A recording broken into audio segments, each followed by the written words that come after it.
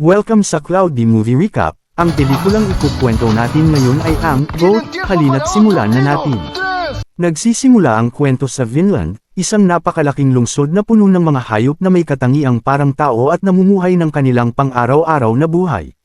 Dito, isang batang kambing na nagngangalang Will Harris ang may iisang malaking pangarap, ang mapanood ng live ang isang laro ng rollerball na tampok ang kanyang pinakamalaking inspirasyon.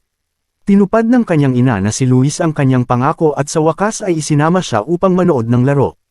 Halos hindi mapigilan ni Will ang kanyang kasab-ikan habang papunta sila sa stadium. Ang paborito niyang koponan, ang Violent Thorns, ay maglalaro na, at para kay Will, ito na ang pinakamagandang sandali ng kanyang buhay. Ngunit lalo pang naging hindi kapanipaniwala ang lahat ng sumabog sa sigawan ang mga manunood at lumabas ang bituing manlalaro, si Jet Fillmore, isang maalamat na Black Panther at ang pinakasikat na pangalan sa esport. Nang makita siya ni Will, tuluyan siyang nabighani. Buong kumpiyansa siyang lumingon kay Louis at sinabi na balang araw, magiging katulad din siya ni Jet. Pagkalipas ng 10 taon, malayong-malayo na ang buhay ni Will sa pangarap niyang iyon noong bata pa siya. Wala na si Louis, at mag-isa na siyang namumuhay mula noon, halos hindi makaraos sa araw-araw. Palagi siyang kulang sa pambayad ng renta, at ang kanyang istriktong landlord na si Frank ay palaging naniningil sa kanya. Ang tanging sandigan niya ay ang dalawa niyang matalik na kaibigan. Para kumita, nagtatrabaho si Will bilang busboy sa parehong kainan kung saan dati ring nagtrabaho ang kanyang ina, at ang manager na si Carol ay tinatrato siya na parang pamilya. Pagkatapos ng kanyang trabaho, lumabas si Will at napansin niyang may naglalaro ng kanyang paboritong koponan ng rollerball sa malapit. Doon, ipinakita niya ang kaunting kakayahan niya bago tahimik na sumakay ng tren pauwi na parang walang nangyari. Pagdating niya, ibinalita ng kanyang mga kaibigan ang masamang balita, napakahina ng takbo ng Violent Thorns ngayong season, at pinagtatawanan na sila online ng mga kalaban, gumagawa pa ng mga meme na lalong nagpapahiya sa koponan. Dahil dito, nawalan ng gana si Will na manood ng laro. Kaya sa halip na umupo at suportahan ang unang koponan, nagpunta siya sa court at nagsanay ng todo. Ilang oras siyang nag-ensayo, iniisip ang sarili bilang isang hinaharap na superstar, ini-imagine ang mga taong sumisigaw ng kanyang pangalan at ang sarili niya sa malaking entablado, ngunit nang magpahinga na sana siya, biglang dumating ang isang grupo ng mas malalakas na hayop na may masamang balak. Pumasok sila sa court upang sirain ang kanyang sandali at takutin siya palabas. Dahil dito, napilitan si Will na umalis. Lumipat ang eksena kay Jet Fillmore, na papunta sa dressing room matapos ang laro. Sa daan, huminto siya sandali upang pumirma ng ilang autograph para sa mga fans bago magpatuloy. Di nagtagal, nakipagkita siya sa kanyang manager na si Florence Flo Everson, isang matapang na baboy ramo na tila walang iniintinding problema habang nagpapahinga. Ngunit hindi maayos ang pakiramdam ni Jet dahil sunod-sunod ang pagkatalo ng Violent Thorns at nagsisimula na itong makaapekto sa kanya. Ang higit na nakakainis para kay Jet ay alam niyang hindi na siya nagpe-perform tulad ng dati. Dahil dito, naglabas siya ng sama ng loob kay Flo at sinabi na kailangan ng koponan ng malaking pagbabago kung gusto nilang makabalik sa tuktok.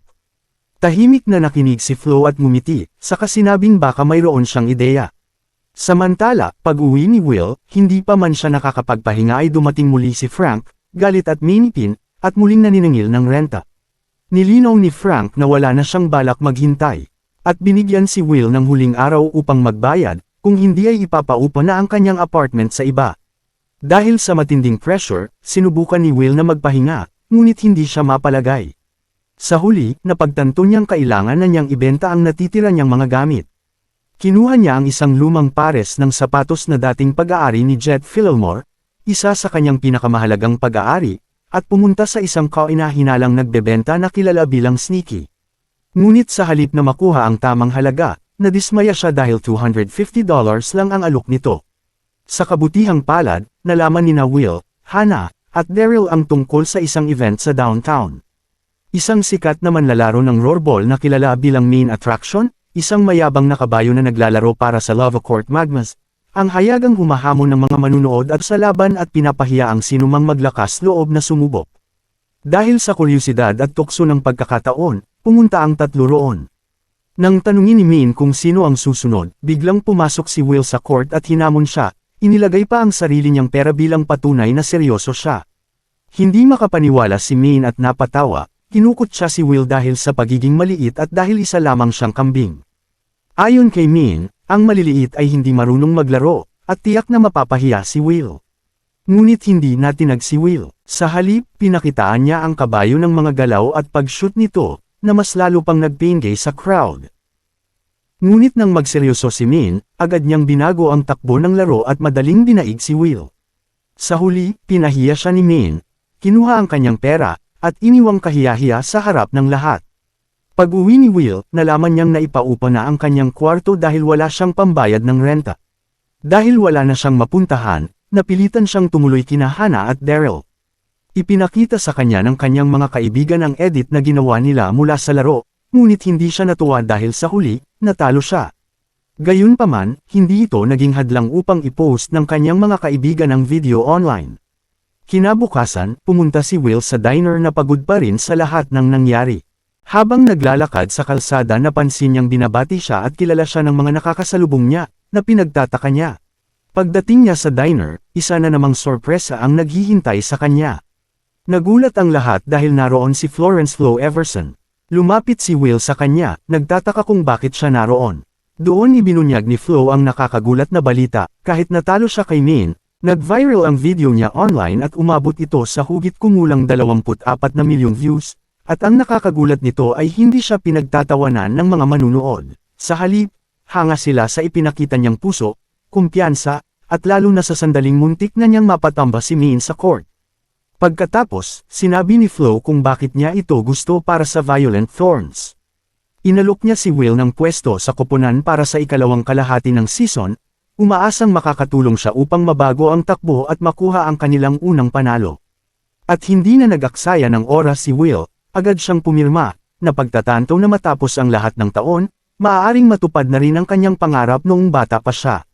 Kalaunan, nalaman ni Jet sa balita na may bagong player ang kanilang koponan. Agad niyang inakala na isa itong mas malaking nilalang, ngunit ikinagalit niya nang malaman na si Will iyon. Galit na pumunta si Jet sa opisina ni Flo upang ilabas ang kanyang sama ng loob sa bagong recruit, nang hindi niya alam na naroon mismo si Will. Nadismaya si Will nang malaman na ayaw pala siyang makasama ng kanyang idolo. Hindi nagtagal, magkatabi sila ni Jet sa isang press conference kung saan palihim siyang binabatikos nito sa harap ng mga reporter. Habang kunwari ay pinagtatanggol siya. Pagkatapos, nakilala ni Will ang coach ng koponan na si Dennis Cooper, isang proboscis monkey, at ipinakilala rin siya sa iba pang miyembro ng team. Sa mga unang laro ng season, sinigurado ni Jet na manatili si Will sa bench, kaya patuloy ang sunod-sunod na pagkatalo ng Thorns. Lalo pang lumala ang sitwasyon nang gumawa si Min ng isang mapanlit na diss track laban kay Will. Sumikat ito online at bigla siyang naging katawa-tawa sa mata ng marami. Dahil desperado siyang patunayan ang sarili, hinamon ni Will si Jet sa isang one-on-one na laban, umaasang kung matatalo niya ito ay papayagan na siyang maglaro. Ngunit madaling natalo ni Jet si Will at pinigilan siya. Sa sumunod na laro matapos ang mahabang biyahe, nagkaroon ng matinding laban. Sa kasamaang palad, nakakuha si Jet ng technical foul at napilitang umupo muna. Dahil dito, ipinasok si Will. Sa unang sabak niya nahihirapan si Will sa laban at walang tiwala sa kanya ang teammates niya. Isang pangit na pasa ang ibinigay sa kanya, ngunit mabilis siyang kumilos upang kunin ito at tinira na mala Stephen Curry at nakascore siya 3 points, naging sobrang saya ng lahat. Nakakagulat, hindi lang siya nakasabay, nag-excel pa siya. Dahil sa kanyang maliit na katawan at bilis, nagawa niyang gulatin ang kalaban, makagawa ng mga pagkakataon, at matulungan ng Thorns na makuha ang kanilang unang panalo sa season. Unti-unting nagkaroon ng lakas ng loob ang ibang players na magsalita laban kay Jet, lalo na nang ipaalala ni Will na nanalo sila kahit wala siya sa laro. Kalaunan, gumawa ang koponan ng isang promotional video, at nang oras na para ipasa ni Jet ang titulo kay Will bilang susunod na GOAT, tumanggi siya. Gusto niyang manatiling pinakamahusay magpakailanman at sinabing hindi pa niya matatanggap iyon dahil naglalaro pa siya. Lumala ang sitwasyon nang ipaalala ni Will na nanalo sila nang wala siya. Kalaunan, kinausap niya si Jet ng pribado upang makaiwas sa mga fans at reporters. Doon, ibinahagi ni Jet ang bigat ng pressure na kanyang dinadala, lalo na matapos ang isang mahalagang laban na tinatawag na fourball game, na pakiramdam niya ay hindi niya nahawakan ng maayos. Dinala ni Will si Jet sa isang lokal na diner na puno ng memorabilia ng Thorns upang ipakita kung gaano kahalaga ang koponan sa komunidad. Ikinwento niya kung paano siya sinuportahan ng mga tao matapos ang pagkamatay ng kanyang ina, na nagpapakita ng malalim na ugnayan ng komunidad sa esport.